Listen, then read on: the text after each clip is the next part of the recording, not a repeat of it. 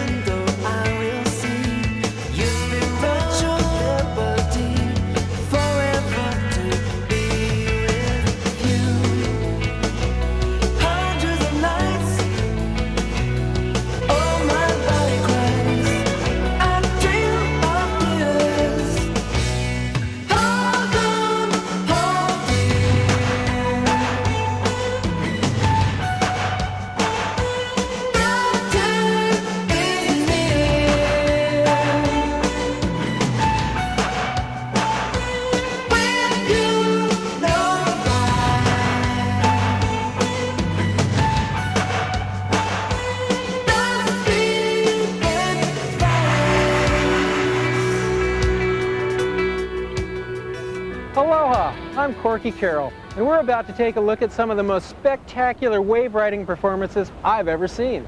We'll be covering the Aloha Classic World Wave Sailing Championships at Hukipa Beach Park in Maui, Hawaii.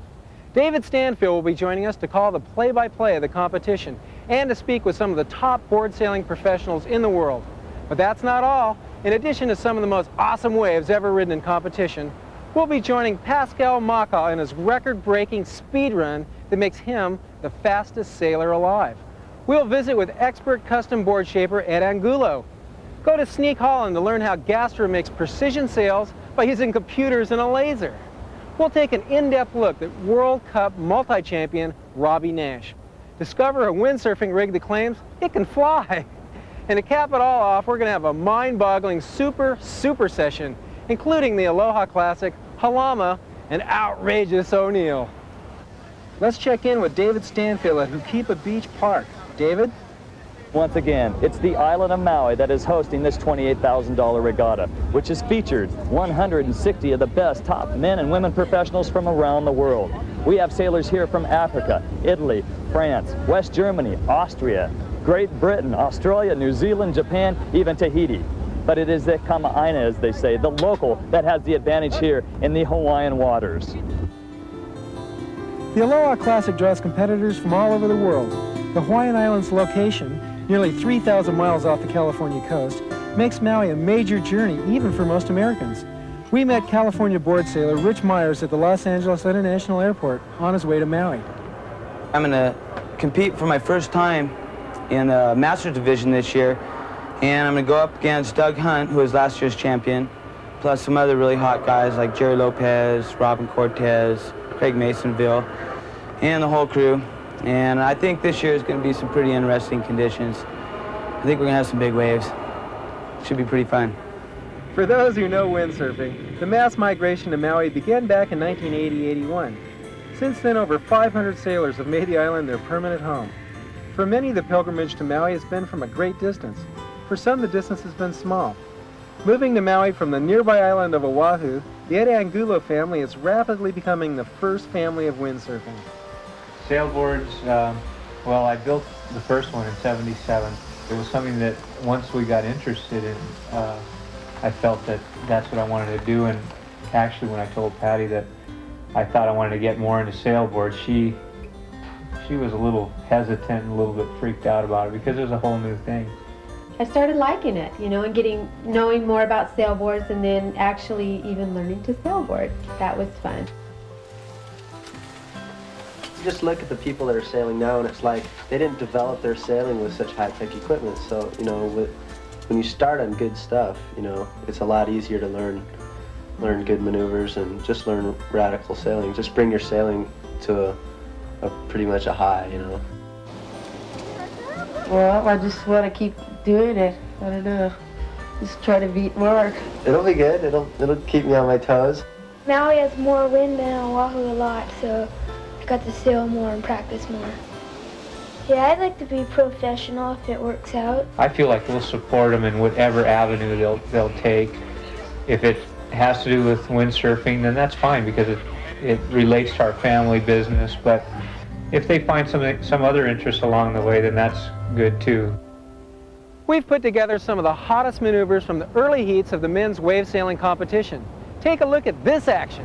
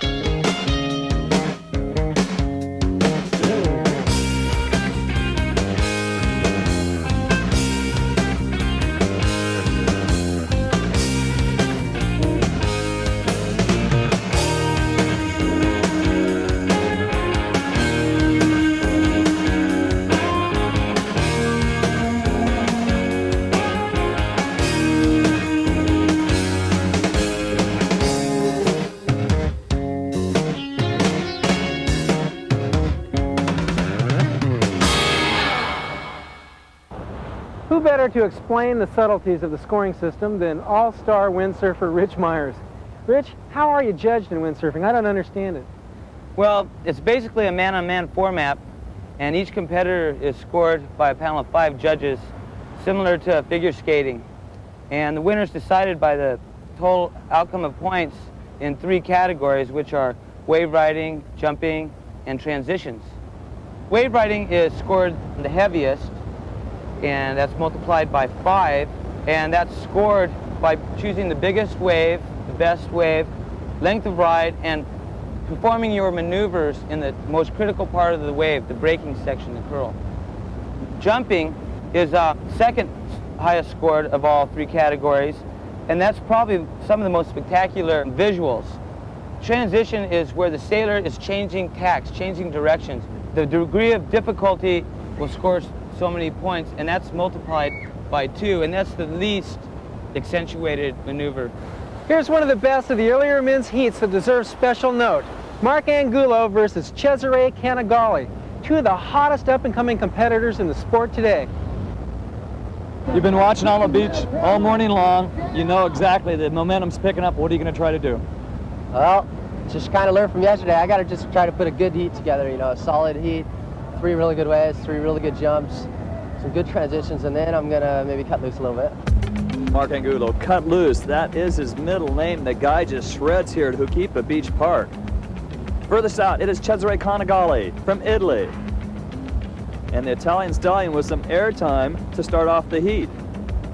Angulo answers right back. Great control in the air. But to win this, you've got to ride the waves. You've got to have great transitions along with some good air. And it is Canagali picking up a decent wave. And he pulls out of that. Now it's Angulo's turn. Watch his control on the waves.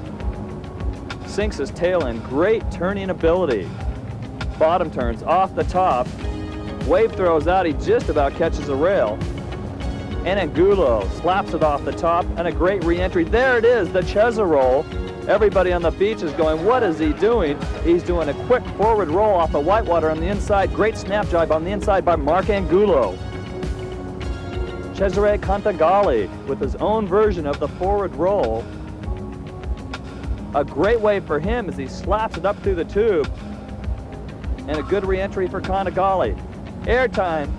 Angulo arches his back and comes around, planned or unplanned. Outstanding maneuver on the beach. Schweitzer tries to explain what happened. An incredible aerial attempt. Body drag on the inside by Cesare Canagali. On the outside, another large wave. Angulo, great wave judgment. Look at his turns on the face of this wave. The judge is obviously like this. Outstanding re-entry off the lip. Canagali, his inside forward roll. And he just about pulls it off. Little bit of air for Angulo on the outside. One more time, Canagali goes up and around and comes up short. Last wave of the heat, US 18, Mark Angulo. Exits and tries a backward loop.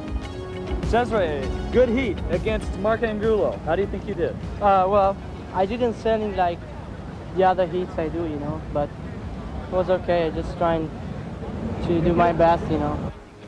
And in the heat between Mark Angulo and Cesare Canagali, your winner is Mark Angulo. I think he had it. I think he won by a considerable amount in the wave riding. The other 2, you know, the jumping and the transitions were real close, but I think he surfed substantially better. Having turned in a remarkable performance in beating Canagali, Mark was to come up against one of the old guard, Matt Schweitzer, and was defeated in a later round. But as you can see, Mark will be around for a long time to come.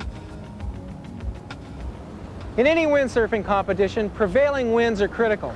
At Hukipa in Hawaii, the trade winds blow out of the northeast at approximately 15 to 20 knots year-round, providing ideal windsurfing conditions. The reason it's windy is we've got a twin-peaked island that was formed off of 2 islands separate, and I'm sure a sand spit formed between them. So it has a very level valley in between, creating a natural wind squeeze or venturi. We typically have 30% more wind than any other island, and our typical trade wind pattern is from a northeast to a southeast, all of which Hukipa Beach Park takes perfectly side shore, slightly cross on to slightly cross off.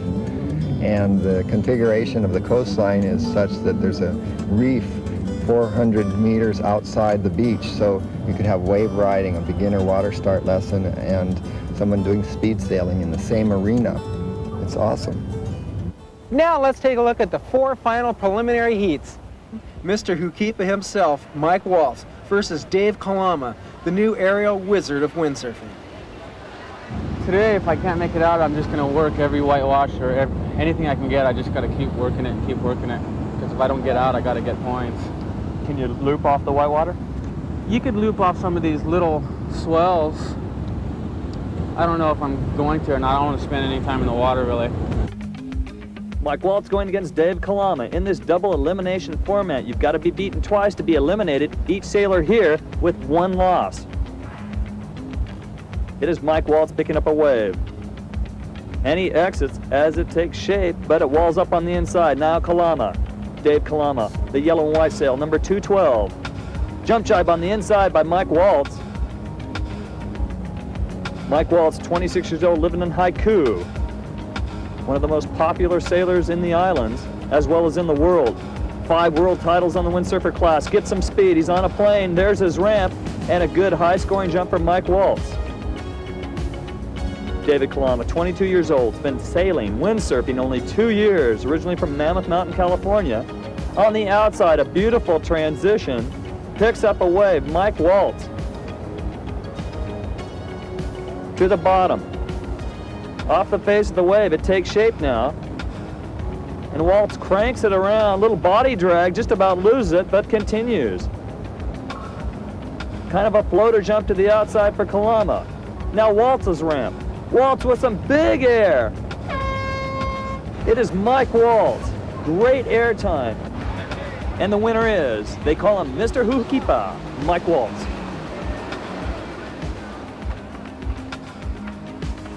Mike Waltz versus Matt Schweitzer. 2 of the all-time greats go head-to-head. The best of friends take to the water in this heat. 2 of sailing's most incredible competitors, Mike Waltz and Matt Schweitzer. Schweitzer goes down accidentally. It is Waltz now with some airtime. The crowd watches. Matt Schweitzer, the king of pain, inside transition. On the outside, Mr. Hukipa with an aerial tabletop. Schweitzer now, his turn for some air. And a nice floater. Matt Schweitzer. Mike Waltz started sailing 17 years ago, Newport Beach, California. Obviously the seasoned veterans. Great transition on a wave, and Schweitzer goes down. Jump jibe on the inside. Mike Waltz picking up points. Great transition. Schweitzer now. Snap jibes around. And Schweitzer picks up some speed. As we close out this heat, Waltz with some air. Schweitzer answers right back. Waltz with a great wave on the outside. And it is Mike Waltz with an outstanding wave. Good wave selection. Continues down the line. Schweitzer comes ashore, obviously a little disappointed. And the winner is the incredible 26-year-old Mike Waltz. I don't know. He had to do 8 heats in a row, so I'm sure he was real tired. Did you watch him at all? And did you pace yourself at all? Not really. I just tried to pretend like it was just a normal day at Hukipa. And 2 World Cup stars, Pete Cabrina versus Robbie Nash. So far, both are undefeated. From the bluff, we can see the sets coming. From the water, you guys can't see out that far. You never see the horizon, ever. And you pop over one wave, and then all of a sudden, you see the monsters. Yeah. How big? Exactly. I'd say today it's probably about, some of the faces are probably 20 plus. There's a lot of water moving out there, and you've got to be going pretty fast just to get around. So once I have my slalom board, can't really perform on the waves. Makes it a little bit better for jumping. I'm happy in that area of it. Yeah. We'll see what happens. Now, 2 undefeated sailors visiting from the island of Oahu, both from Kailua. It is Robbie Nash, the explosive multi-world champion, going against his friend and fellow competitor, Pete Cabrina. This is Cabrina, US 1111 on the Mistral sail. And there is Robbie Nash on the pink sail. Look at this monster wave as the surf now has switched from the northwest to the west, and this huge swell is coming in, and they're actually riding the lefts into the bay over near Pavilions. It's survival sailing here in the Aloha Classic. Nash with a great chop hop on the inside. Cabrina with a loop attempt. Helicopters around but does not make it. Any way you can, score points. Nash on the inside, transition. Backwinded. Robbie Nash, 23 years old from Kailua, backwinded. Can he pull it off?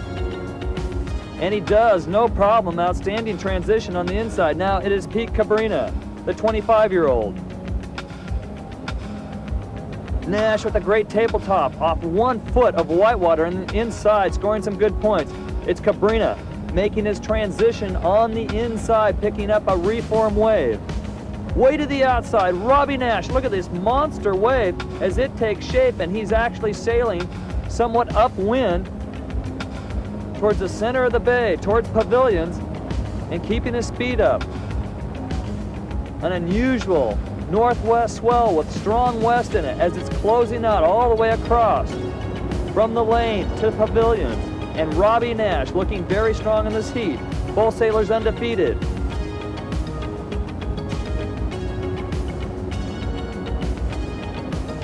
Nash now, transition time, slaps it off the whitewater. And your winner is Robbie Nash. Nash remains undefeated. Peter Cabrina has one more chance.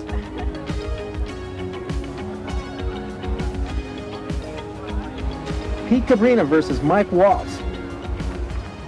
It's kind of small today, you know. No. Tell you the truth, I'm scared. It's scary out there.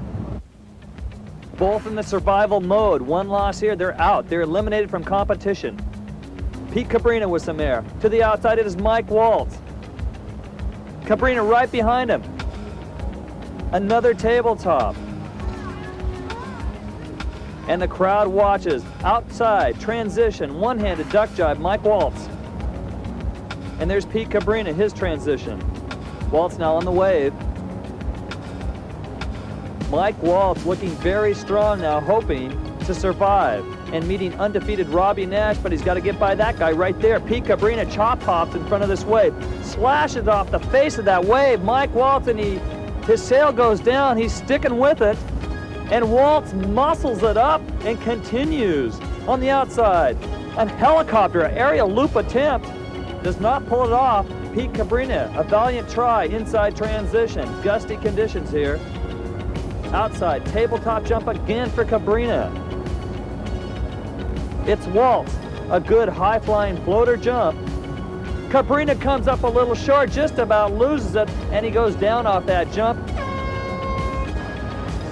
And your winner is Mike Waltz. Pete Cabrina, with 2 losses, is now eliminated from competition.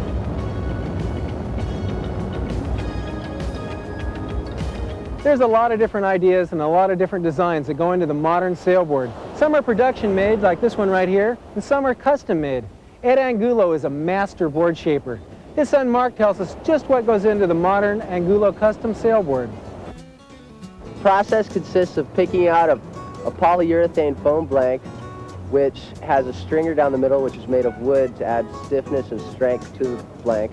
The blank is taken back to the shaping room, where my father has templates which show different rail designs and tail designs for different lengths of boards. He then traces the outline of the board on the blank and cuts it out.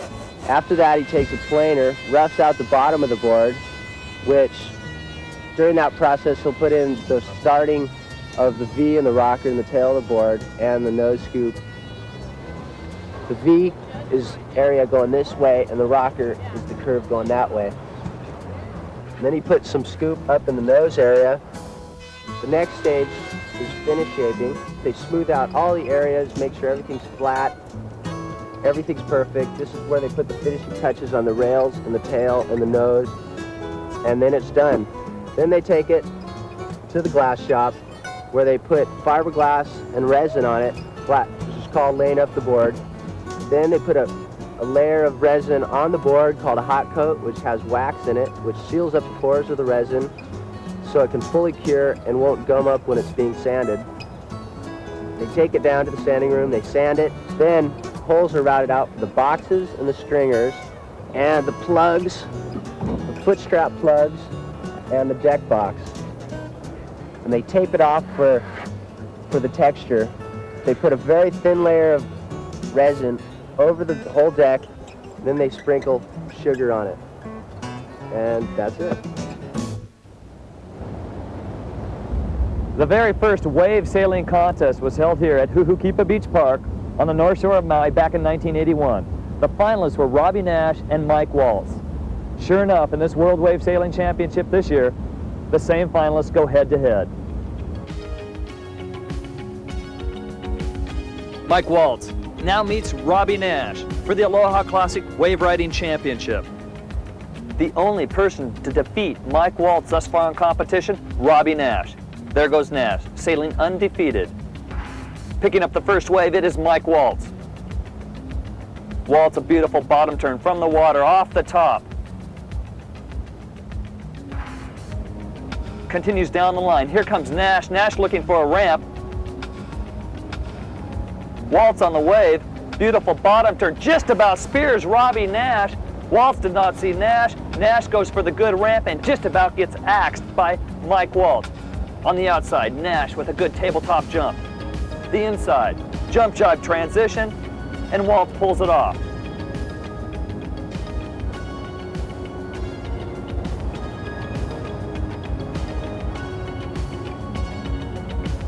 And Nash picks up the wave. Beautiful bottom turn down the line. The wave closes out, not scoring many points there.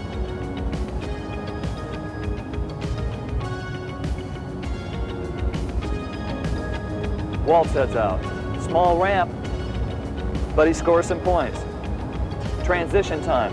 No, trick time. It is Robbie Nash going to the nose of his board, popping out the fins, a board 360, and he pulls it off and snaps it around for his transition. To the outside, picking up a wave, it is Mike Waltz.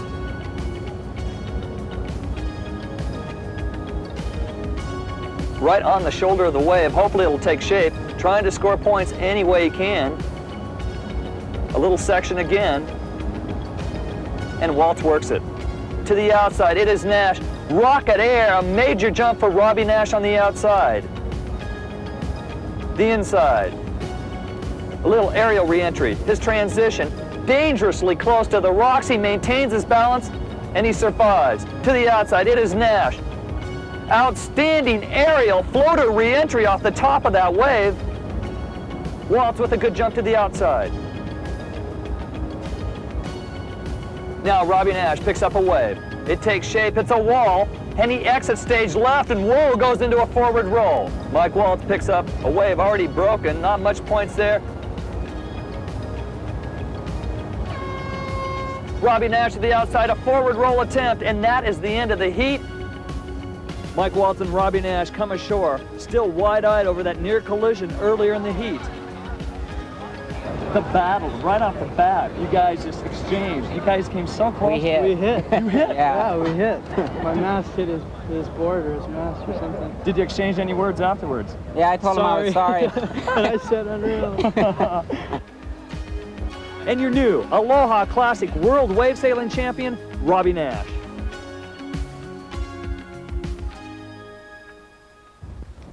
The longest reigning windsurfing champion is Robbie Nash. In 1986, he won his 4th consecutive World Cup. The secret to this amazing success is his dedication to the sport and his ability to perform in all conditions.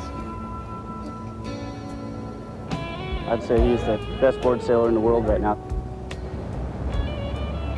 Robbie is a really inspiring person to watch sail. Robbie, he's a great sailor.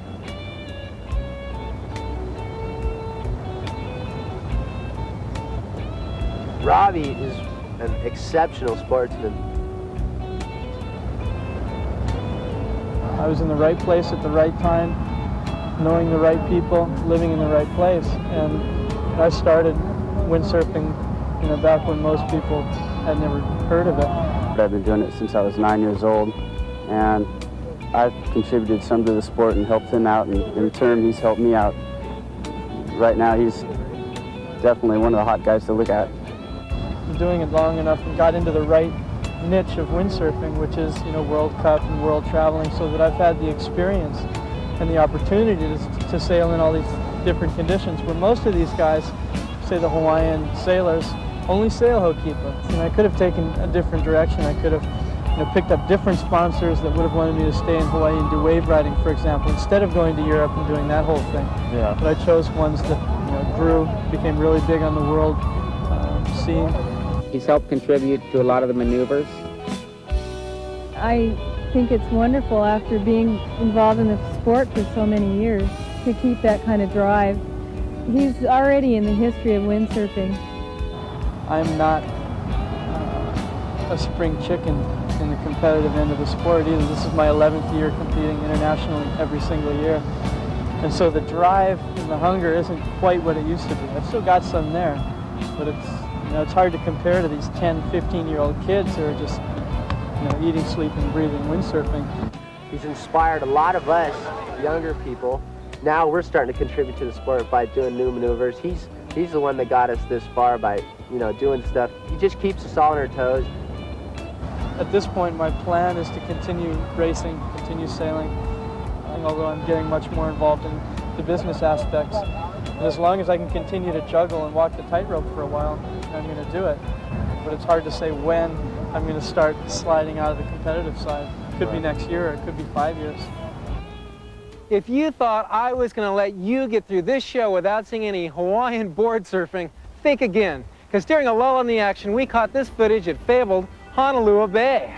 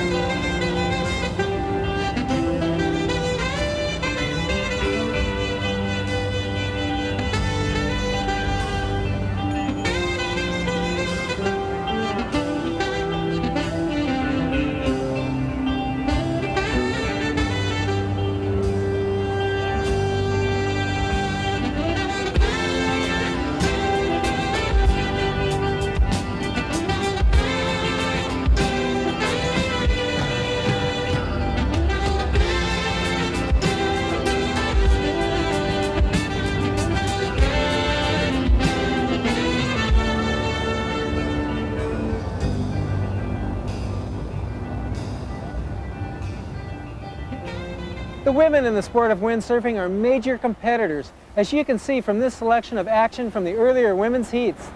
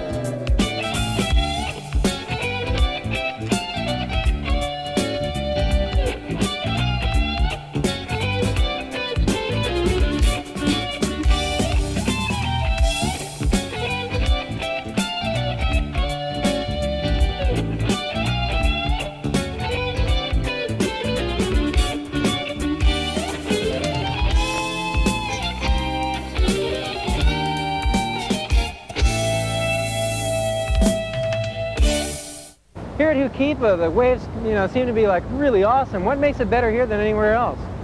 Well, it's the Hawaiian waters themselves. Hawaii is in the middle of the Pacific Ocean and has no continental shelf, and it really channels in any storm that's out there. And the waves themselves break at least 3 times as hard and fast as anywhere on any continental shelf of the world. We have a consistent, strong trade wind that blows directly side shore of the waves that make it ideal for windsurfing conditions and waves. And now it's time for the women's pre-finals. with Kelbiano, Debbie Brown, and Lorraine Daly all repeating from last year's final heats. Lorraine Daly versus Debbie Brown. Undefeated Debbie Brown goes against undefeated Lorraine Daly. Daly heads out, fast, nimble, very light, and get on a plane quickly. First wave, Debbie Brown. Powerful and aggressive. Known for her wave riding skills, she pulls out. Her transition, she heads out. Meanwhile, Lorraine Daly gets a good high-flying tabletop jump. A quick second wave, Debbie Brown. Her tactics, stay over near the lane, use the channel. Get a couple waves, pull out, get back out. Score as much as you can on the face of the waves, and she's doing just that. On the inside, in front of a wave that's closed out, great couple of S-turns, Lorraine Daly. On her third wave, Debbie Brown continues to shred. Conditions here ideal for a women's championship. And she continues down over to the channel and picks up some high points. Her transition, she's back out. Over to the impact zone, getting a tabletop jump again, her second one, Lorraine Daly. As David Daly, her coach and husband, watches and encourages her. Little jump by Debbie Brown. Meanwhile, Lorraine Daly now picks up a good wave. A re-entry as it closes out. Debbie Brown now, her fourth wave. Debbie, very quick, inside transition, Lorraine Daly. A 360 carving attempt, does not pull it off, gets back to it, and she's down in the water. Debbie Brown, yet on another wave, off the top, great move. Debbie Brown. The winner is Debbie Brown, the seasoned veteran.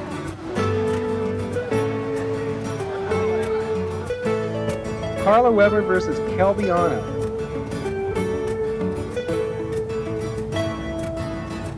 Carla Weber going against Kelbiano. The defending champion, Kelbiano, heads out. There's Carla Weber, US 15. Kelby with a little bit of airtime off the whitewater. Carla now, here's a ramp. She answers right back.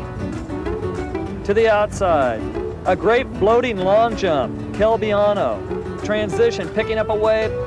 Carla Weber, nice transition, beautiful wave judgment.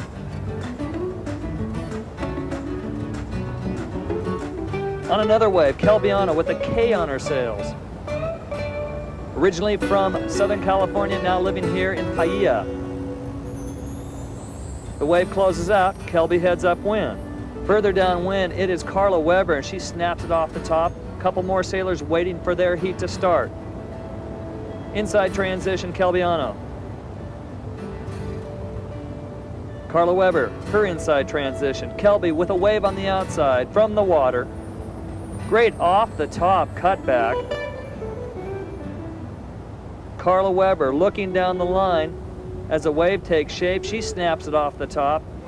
Debbie Brown sits on the beach and waits for the winner of this heat. Red flag's up.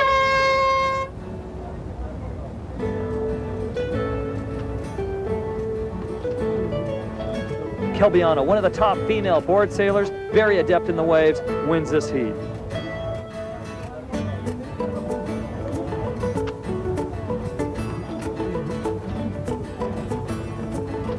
Debbie Brown versus Kelbiano.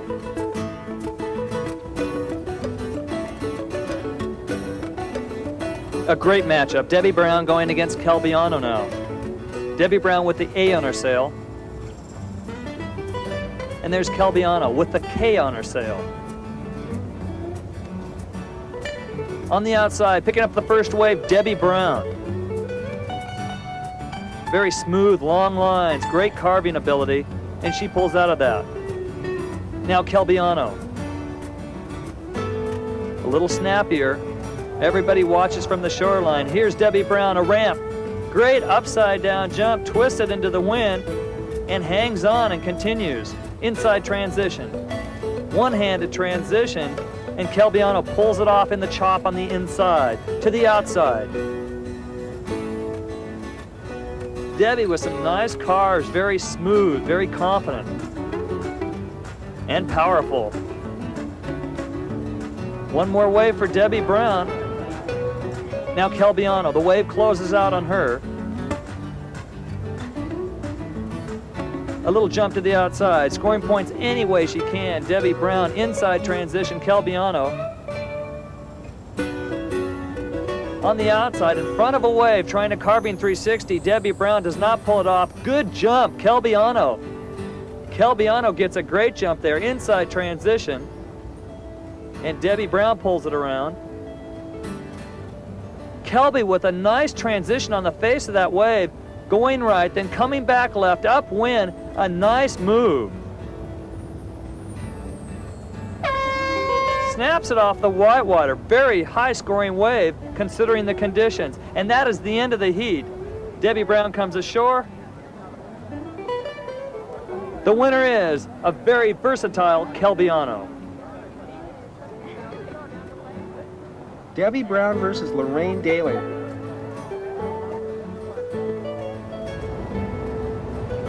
It is now Debbie Brown versus Lorraine Daly in extreme conditions. A huge swell is now pounding Maui. The north shore of Maui is being rocked by a massive northwest swell.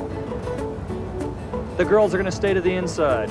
Debbie Brown and Lorraine Daly. Lorraine on the inside being scored on this minute wave. The judges are watching every move. The girls are not going to go to the outside, way too dangerous.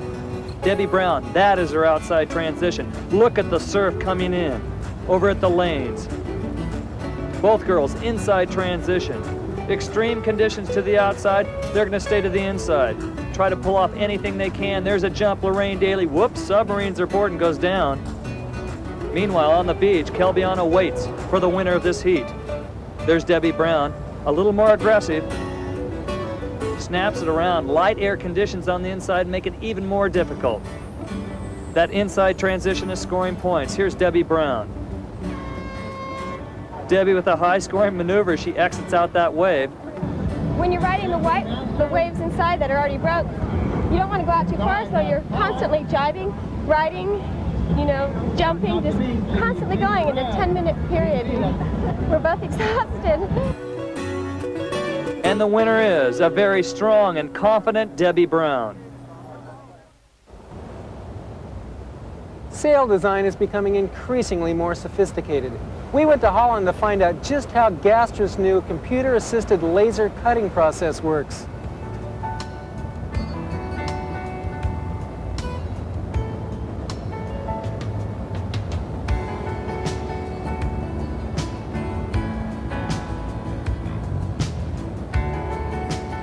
Sail making used to be a very time-consuming and exacting task, but with the new technology recently developed at Gastra International of Holland, the process has changed. Although computers have assisted sailmakers for some time now, the combination of computer and laser cutter is an entirely new development. The computer can develop any kind of profile and panel layout and transfer it to the high-speed laser cutter. Each panel is an exact replica of the original pattern. Taking into consideration the lay of the cloth, the computer determines within tenths of a millimeter how panels can be placed for cutting. This process, called nesting, reduces sailcloth weight significantly. The control computer instructs the laser cutter to make the right cutting strokes. The cloth transportation, the cutting and transport of the panels, and the disposal of the waste sailcloth are now a single process. The laser melts the fabric and at the same time seals the edge to prevent fraying. Then the window is sewn in according to the computer plans. All the panels are then sewn together and the corners reinforced to withstand the tremendous force they will receive in the water. Batten pockets are sewn on to give extra stability to the sail profile. The sail edges are sewn with tape, and the foot, which receives the most abuse, is reinforced with polyester webbing along its full length. The mast pocket is sewn on, and the sail is finished.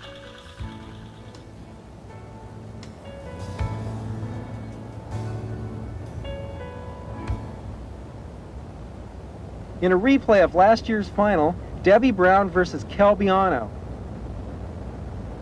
I think you really got to sail, you have to sail smart to win. It's not necessarily who shreds all the time, it's how you use the time. So it's important to stay upwind, catch a certain amount of waves because they'll be judging us on 5 of everything. And just keep thinking all the time while you're sailing. I'm constantly thinking, okay, what transition? All right, get a jump off there. You got to constantly be in motion because I think the judges just want to keep on scoring you. She's a really tough competitor, and we sail together all the time. We push each other, so it seems like we end up in the finals quite often together. It's a challenge. Both of us really are consistent and stuff, so I'm excited. We're really good friends, so it's kind of easy to compete against each other. Now we are set for the women's final competition in wave performance, and the waves are some of them up to 30 feet. But the women are going to surf the inside, the safety zone. It makes it a strange final. They're going to be right in the white water and doing their transitions. Debbie Brown meets Calbiano, the Women's World Wave Sailing Championship, the Aloha Classic. Debbie to the water first. The judges watch. Kind of a water start there. Not much wind on the inside. Difficult conditions, extreme conditions here. The north shore of Maui is being pounded by huge surf. A northwest swell with kind of a little west in it makes it very dangerous on the outside. The ladies are going to stay to the inside. That is an outside transition for Debbie Brown. Very unusual, but she's picking up points. The judges watch. To the outside, huge surf, extreme conditions. There's no way anybody in their right mind would go to the outside. A nice little wave on the inside, one of the best waves, believe it or not. Debbie Brown getting a nice little left, continues with it. It takes shape on the inside, her transition, and pops back out through it, and that's a high-scoring wave. Calbiano, undefeated. A one-handed inside transition, a nice move, and she continues to the outside. Down closer to the rocks, Debbie Brown one more time. Her inside transition, airtime. Off some white water, Calbiano with a good scoring jump. Answering right back, Debbie Brown, nice move there. And look at the surf to the outside. Awesome conditions. Their outside transition now heading in. Our shot from the pavilion. That is the red flag. The heat is over with. For the second year in a row, Calbiano, she defends her title and wins the Women's World Wave Sailing Championship. You look at it out here and it's like at least it's building from like 10 to 15 feet. And just to be even launching out here is just really, it was like, you know, makes you real nervous. It wasn't a real test of your skill, was it? Well, we had to do the best we could in the white water, and, you know, it's like there's no way I was going to try to go outside. I mean, even if I saw a lull. So I just went for every possible move I could do. I was huffing and puffing the whole time out there. You got to take the, you know, the losses and the wins and use it to make yourself better. 30-year-old French board sailor Pascal Maka became the fastest sailor in the world when he smashed the speed sailing record held by the catamaran Crossbow 2 by more than 2.81 knots. Competing in the Canary Islands using a Gastra limited edition speed trial sail and a Jimmy Lewis custom board, Maka was recorded sailing at 38.86 knots. This is like 45 miles an hour, and this was a Royal Yachting Association sanctioned event. Man is always challenged by the thought of going faster by whatever possible means. Man is thrilled by the quest for speed. I used just a basic design for the first speed board I made. Pascal Maka had bought a wave board out of Sailboards Maui off the shelf and went and broke the world speed record with it. And so Fred decided he wanted to go to a speed trial, so I made a prototype board that was faster than anything else around. In the center we made a concave, and that proved to be really fast. And since then it's basically the same design as it always has been. It's just gotten a lot more modified and refined. But it's like a water ski almost. The concave is relatively deep and wide for how big the board is, but it goes all the way from front to back. So the theory is it just planes really fast and high on the two edges on the side. The secret to going fast is to establish proper balance of your board, sail, and body weight. When I set the world speed record, I was on a very tiny board, So proportionately, I had the best combination, a small board, a very efficient sail, and a lot of weight to hold it. I think it takes a strong person to hold the sail in proper trim, and that's not to say that a small person can't beat a big person. Everybody can win a speed trials if they hit the right balance. Crossbow is a catamaran that's been going to speed trials since, God, who knows how long, since the very beginning of Weymouth, when Weymouth first started, I think in '72, and they were the fastest boat. They've always won every time, and they set an out-and-out world speed record of any sailing craft at 36.02 knots in 1980.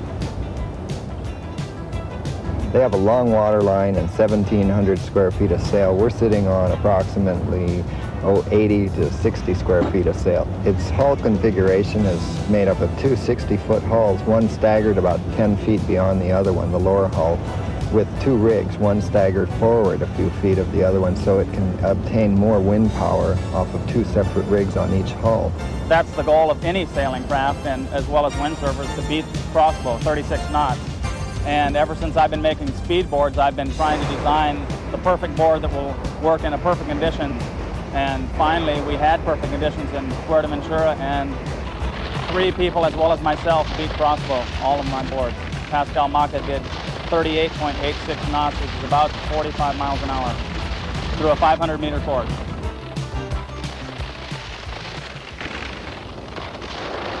My speed of 38.86 knots was faster than crossbow had ever sailed, and it was a thrill to receive the crossbow trophy. If we had 50 knots of wind in that same direction, 45 knots, I don't think would have been a problem, even with the exact equipment we had there. I don't think, the boards I had hadn't reached their limit yet. They were still in perfect control going that fast. With the world record behind him, Pascal traveled to Western Australia to take on the French entry in the America's Cup, French Kiss. For these 12-meter yachts, it takes 4 crewmen to simply carry the sail.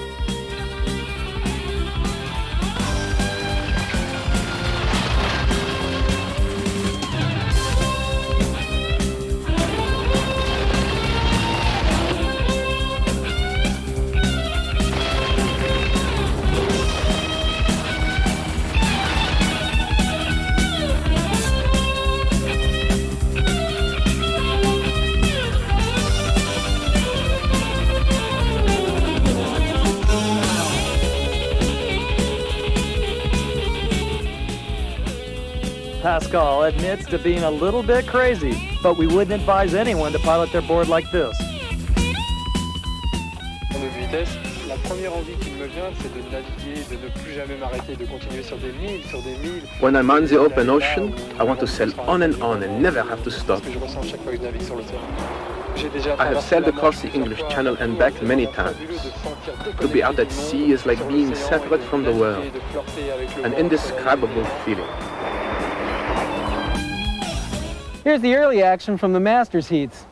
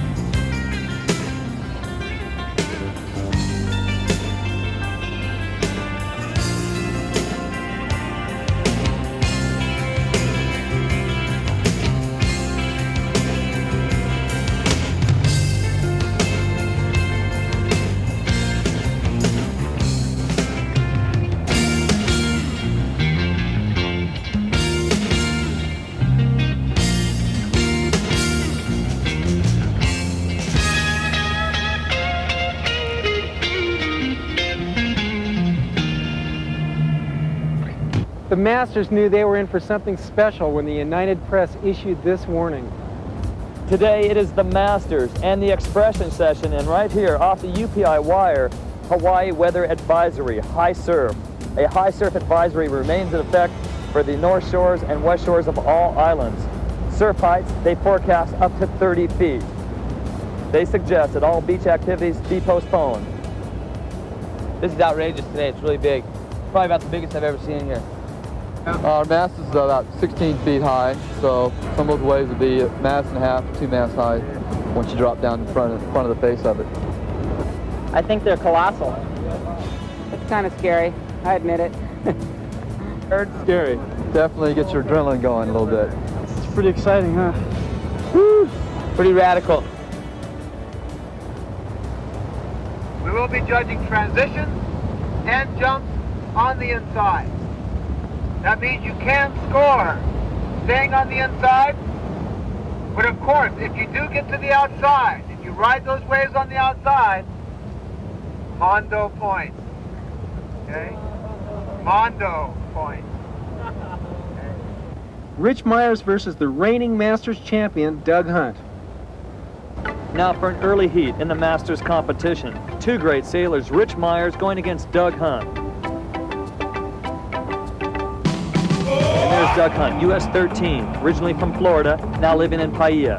And Rich Myers from Santa Monica, California. Airtime for Doug Hunt, not enough momentum. He goes around and does not complete his loop attempt. Getting a great wave, carving it up. Great slalom turns, S-turns on the face of this wave. Rich Myers.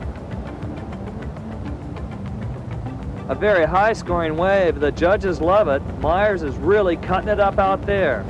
The Californian looking at home here on Maui. Spectators watch as Doug Hunt, the defending champion, has speed on the face of this wave, cuts through the lip of the wave, but does not stay with it. And that's the end of the heat.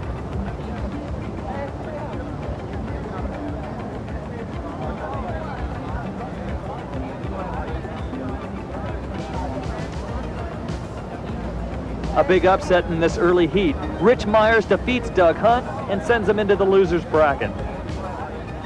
After I got my first five waves down, I wanted to try to work my way back upwind and pick off some jumps going downwind. And didn't get too many, but I got a couple jumps, got a lot of waves. Dave Collignon versus Paul Dunn. The view from the pavilion, looking towards Kahului. The Masters warm up on the inside. Paul Dunn going against Dave Collignon. Collignon with the first wave. Look at this massive overhead wave. He sticks with it. A beautiful drop sail bottom turn. One more time, outstanding move. Dave Collignon sticks with this wave, scoring high points, heading towards the lane. And he tries a carving 360 to the outside. The camera's all focused on Paul Dunn. Dunn takes the drop. The wave closes out on him. Look at the size of the whitewater.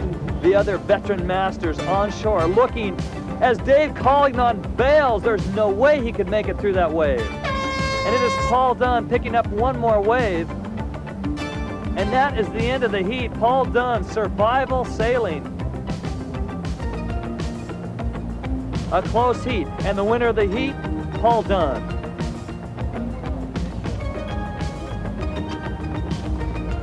Craig Masonville versus Paul Dunn. Craig Masonville versus Paul Dunn. Paul Dunn with airtime. Paul Dunn cannot control that big air, and he loses it and goes down, but not before he scores some points. To the outside, Craig Masonville way out there looking for a wave. It's done now. Quick water start. He's up on a wave, catching it at middles and heading toward the pavilion on this big left. Does not want to get caught by the whitewater. Paul Dunn from the north shore of Oahu, used to this big surf. Not intimidated one bit, dangerously close to this wall of whitewater.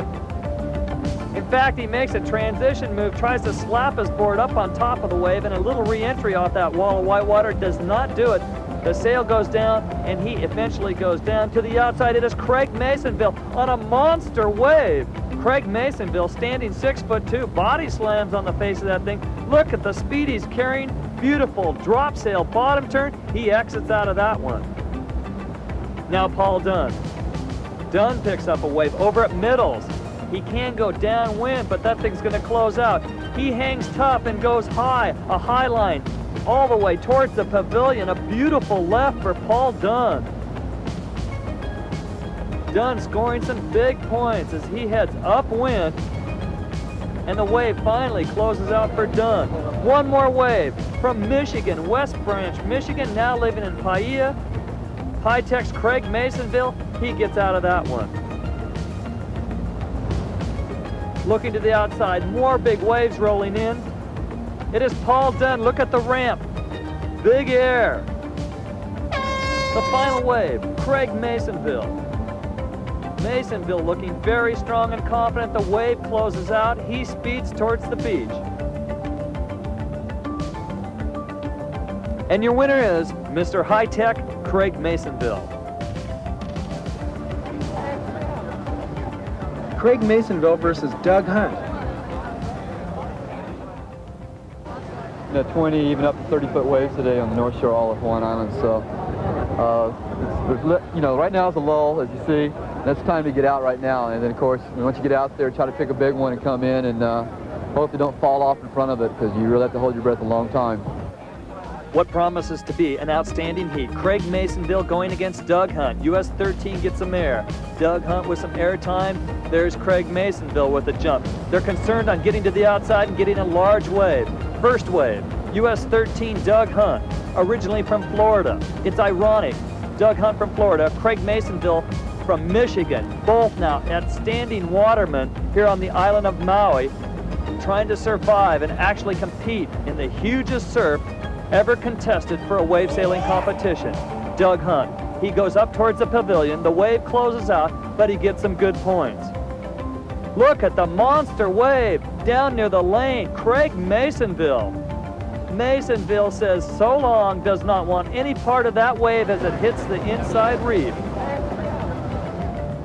Look at the whitewater, tries to jump up and over, inadvertently loops around into a helicopter. An outstanding bottom turn by Masonville to get out of that wave. Now Hunt, look at the waves to the outside. Rocket air, and he explodes upon impact. Down near the lane one more time. Look at the speed he's getting on this wave. Craig Masonville from West Branch, Michigan. Now the owner of High-Tech here on Paia, he bails out big time. Hunt now, playing it near middles, the safety zone, does a transition, picks up a 6-foot groundswell, no problem. The wave's gonna hit the reef, and look at it jack up well over 15 feet, right over behind his mast, and he scoots out in front of it before he gets caught by that wall of whitewater. Doug Hunt, nice wave, great wave judgment. Woo! Look at this wave. Outside, heading towards the lane, trying to get to the shoulder for safety. A straight shot, Masonville, with a little bit of time, and he does a cutback on the face of that wave. Another one, and then he pulls out. Craig Masonville getting some monster waves. And that is the end of the heat. It was pretty steady, I thought, all the way through. The wind was steady, but like you said, the tension wears you out more than the physical strain. You just kind of mentally tire out really quickly, and you just, clamp down when you'd be real relaxed otherwise. Okay, two things, obviously, from the bluff. You had just the most incredible high jump. I mean, it was more of a survival, wasn't it? Because there was another wave beyond that? Yeah, I had to really hustle to get going and come back the other direction. I was fortunate that all my gear was right there close to me when I came up out of the water. And I got a water starting away from the next whitewater hitting me. But later on, I wasn't quite so lucky.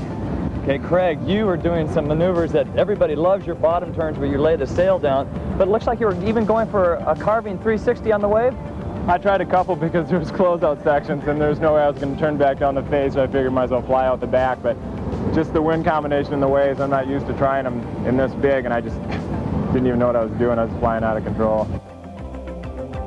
The defending Masters champion, Doug Hunt, is eliminated. Craig Masonville wins, which means we will have a new Aloha Classic Masters champion. As you can readily see, this Masters competition came to be known by the incredible wave conditions. The Masters final took place in what has come to be called massive Monday. The surf was so big, most people didn't even want to go out. We asked Rich Myers his view of the conditions prior to competing. The trick will be to get outside through the sets, and you got to time the sets right and get the right lulls. But I think it's going to be pretty scary once you get out there. If somebody gets out during his heat, he's going to win for sure. We're talking courage now.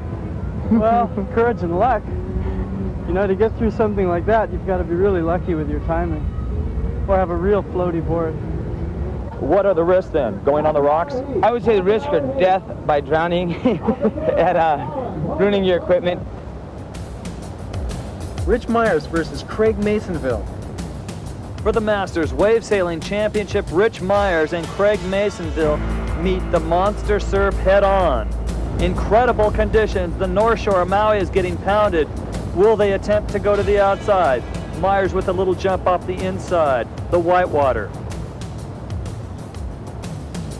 Myers stays to the inside and is going to compete in the Masters final on the inside. There's just no chance to get to the outside, so Myers cuts loose on the inside on this small swell. Craig Masonville, blue sail, transition, a nice move, steps to the tail of his board, snaps it around, and picks up this whitewater. Masonville, originally from Michigan, on the blue sail. From Santa Monica, California, comes Richie Myers. Very anticlimactic. 5,000 people on the beach watching this Masters final, and they are sailing 2-foot slop. Myers continues with the wave. Masonville pulls out. Myers scores points. His transition, a clean exit. Stays upright, and he shoots on out with some speed. Another inside wave for Craig Masonville. Masonville scoring some points. To the outside, Richie Myers has made it. He's found an opening, a lull in the waves. Rich Myers, 31 years old, an actor, a model. From Santa Monica, California, is way to the outside, while Masonville goes down on the inside and can only hope to get restarted. Look at the waves to the outside. Rich Myers is out there. He does his transition.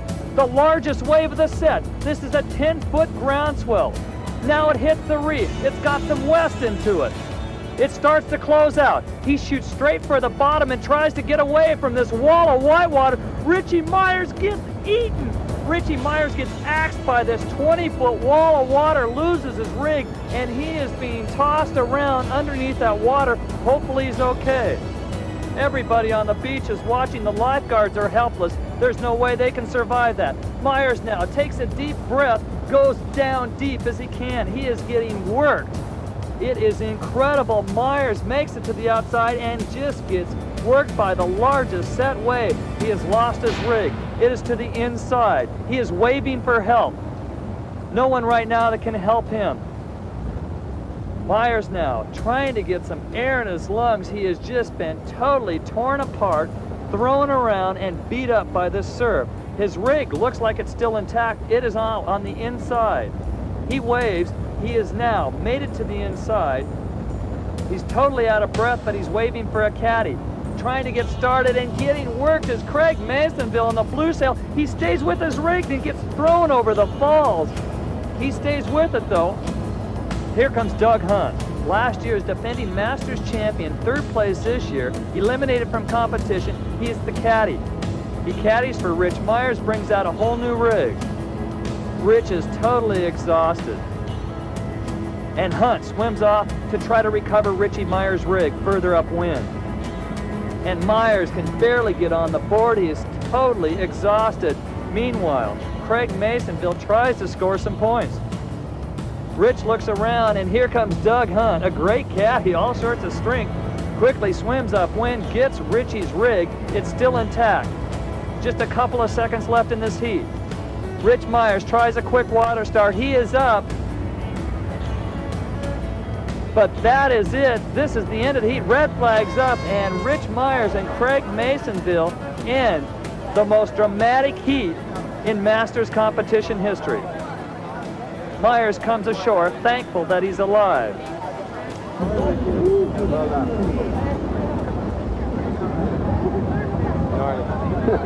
I'd like to tell you this. Remember I said the consequences are drowning by death, or death by drowning. It's true. I almost did it. Wow. Let's get out of the Okay, the wave you caught. It was gnarly because there's no wind on it until the very end, and I couldn't get away from that.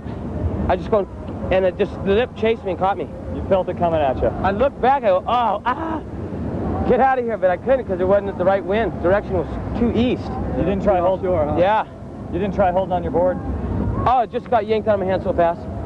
I couldn't try, hold on, no way. How long were you held under? I don't know, until I almost died. Really long time. I did about 4 or 5 somersaults underneath, about 30 feet down. Okay. You think, can the lifeguard save me? Should I give up and wave? No, I couldn't give up, but I waved and lifeguard couldn't save you, man. I'd be dead by the time you got out there. Were you waving for a caddy or were you waving for the lifeguard? I was just going, that's how I know I was in trouble. But then by the time I got in here, then I was waving for my caddy. When I realized I was not in big danger anymore. Swallow any water? Tons. I'll be throwing that up for a while. And I'm all lightheaded right now. You guys all look funny. I hope I'm still undefeated, because I don't really want to go back out there.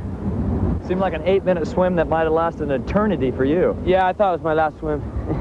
Okay, when you got your rig in there, you couldn't see it floating around? I couldn't see anything. I could barely see, you know, I saw Doug standing here with my other rig, but I had no idea where that one was. Buddy, I don't know what to say. I know what to say. It feels good to be on the beach. And the new Masters Wave Sailing Champion of the Aloha Classic, Rich Myers. All I know is that was one big wave. You look like you were in pretty bad condition out there. Been kind of being held down for a long time, jerked around. How did it feel like? Looked to us like you were drowning. Well, I was drowning. And I tried waving for help at first, and I saw that wasn't to my avail. Looked pretty gnarly. What happened? Well, I didn't know what was really going on. All I know is it's time to start saving each little breath. Sort of beyond panic, huh? Yeah, it was actually kind of relaxing. Thought a lot about little trivial things like, who's going to spend my winning check money and who's going to be able to cash a check. And then I thought about why I kind of predicted my own drowning in the interview right before I left out there. I said, yeah, it's consequence of death by drowning. And here I am doing that exact thing. Then I just didn't panic anymore and just thought, well, that's it, and just relaxed. And next thing I knew, I popped up, noticed that it was time to get into shore, so I swam in as fast as I could. That was a pretty big wave. You know, there's a lot of interesting theories on how they judge waves, but that looked like a big one to me. How big do you think it was? Well, it's probably on a Hawaiian scale about 12 feet, and if you measure from the feet, the bottom of the wave to the crest, it's about a 20, 25-foot face, I imagine. All I know is that was one big wave and one bad wipeout. Yeah, hope that doesn't happen again. Hawaiian conditions can be really awesome, a veritable mecca for the windsurfer. But for the spectator, it's not that easy to get here. When Robbie Nash won his World Cup title in Zandvoort, Holland, there was more than 100,000 spectators on the final day. We asked some of the competitors here if crowds of that magnitude were possible here in the States. In Europe, they're quicker to pick up on stuff. You know, they really enjoy the sport, and it's neat to see a lot of people like that. I don't know. I think we're spoiled over here. We got too much to do already. Some of the problems are that some of the really good locations just aren't around large populations. California will be at Halama Beach, which is in the middle of the boonies, and how many people are going to drive all the way out here? You know, it's just, I don't think we have the spots right in the limelight enough, and that's the main problem. People like California and Hawaii and all this area, they're used to surfing. And in Europe, surfing is a big deal. During the Beach Boy era and all that, they never had anything to relate to. They just heard about it. And now windsurfing is their surfing. I think our sports can start growing a lot more in the United States just because it's more colorful. I still really think that America's got a long way to go and that the sport's still growing really fast over here. We've seen some of the most radical dynamic action of this year's competition. But now let's take a look at some of the more beautiful action of this year's Classic.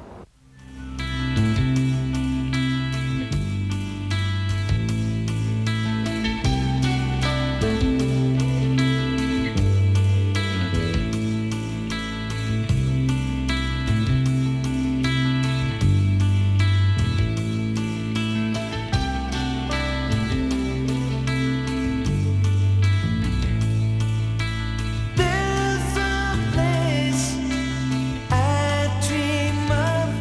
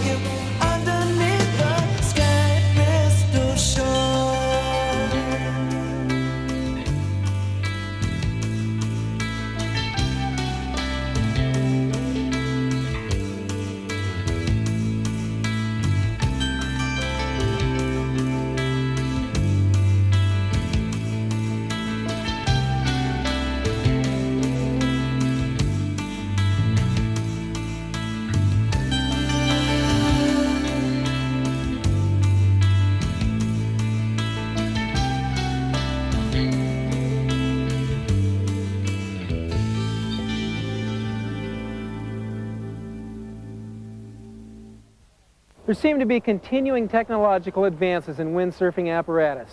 Last year we showed you Richard White's launch ramp. Look what they're trying now.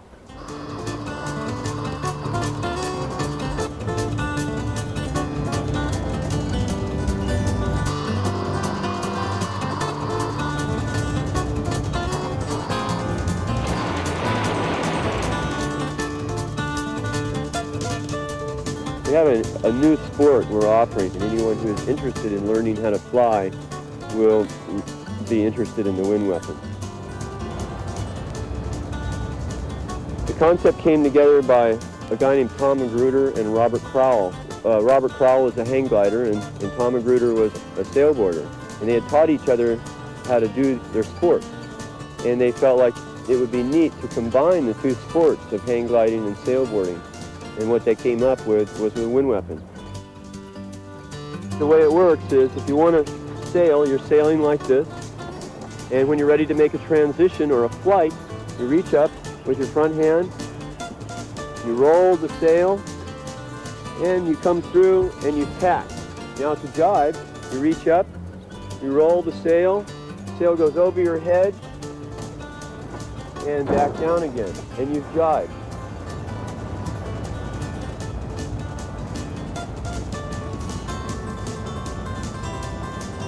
The wind weapon offers tri-axis control, which is found in aerodynamics. Pitching is what is found in sailboarding.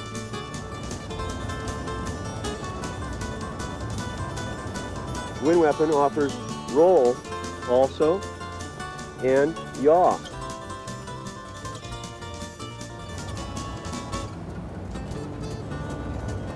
Best conditions for flight are high winds, severe winds.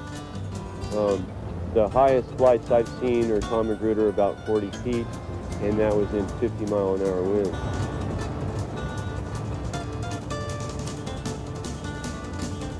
Personally, I still have so much to learn on the windsurfer, sailboard, but I'd really like to try it, and get into it someday. It's as easy as flying a kite.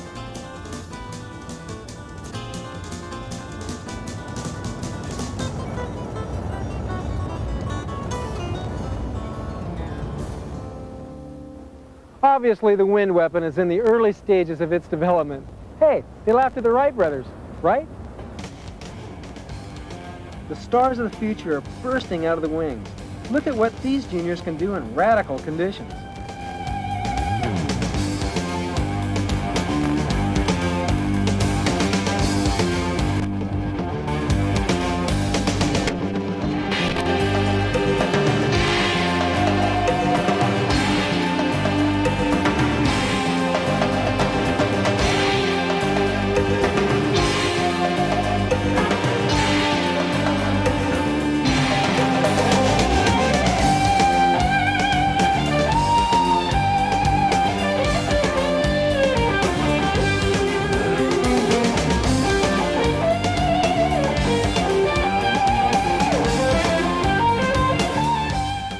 The judging of this kind of event is a difficult task. As in many sports today, the rules are constantly changing to try to improve the competition. We talked to several of the top competitors to find out their feelings on the judging process. Personally, I think the sailors should be judged on everything they do, and I don't really see a reason to just pull out the 3 best things you do, because it really inhibits what you're doing. Like there's a variety of 10 different transitions that you could do for just a jibe. And if they're only judging 3, why even show the spectators that you know how to do another 7?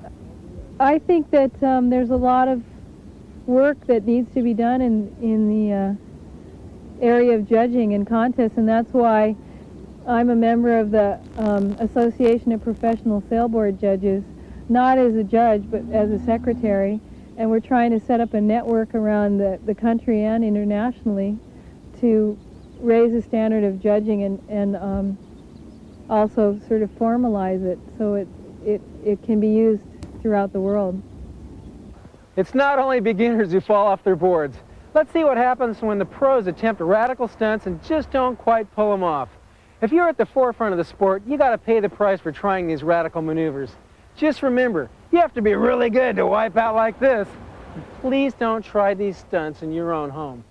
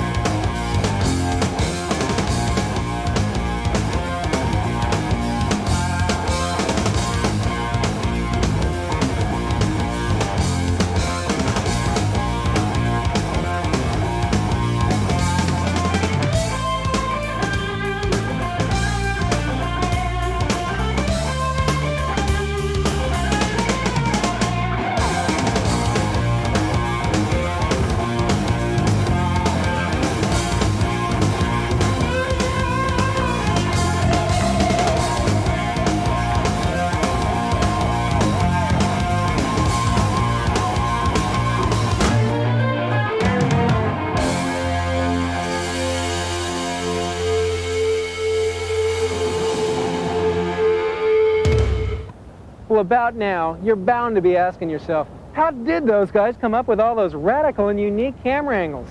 Well, watch this. Alan, we've got a POV set up, a point of view set up. It's on your mast. That's a pretty heavy unit. Have you ever sailed with one of those before? No, I haven't. Never. Okay, it is on your port tack, right? So basically we're going to see waves? Wave riding, yeah. What are you going to try to do for us? Well, I'll just try and move around and get lots of speed. Maybe do a couple roller coasters up and down the wave. Try my best.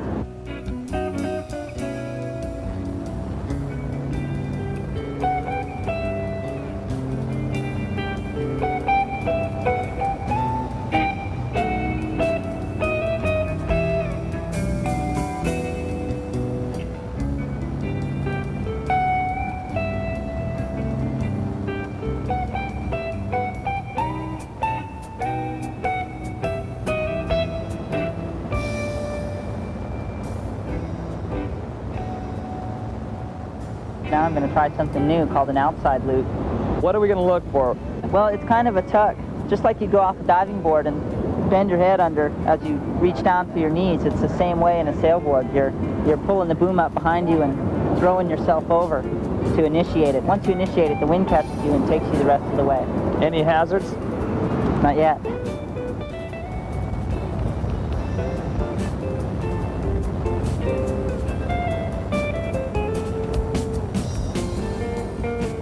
It was really heavy. It was really hard to jump and turn and water start, but it was a really good angle looking down onto the waves and onto the jumps. It came out really good. I got a couple in 10, 15 feet up there. I mean, that was really hard with that big camera. I learned that the less you try, I guess the more natural you wave ride, because I didn't really push that wave riding, but it looked really neat. You know, it looked smooth. It looked nice and carving. A lot of times I kind of get into these moods where I'm just hacking and, you know, and you kind of got to relax, and I always got to remember to relax and get back into just the carving mode.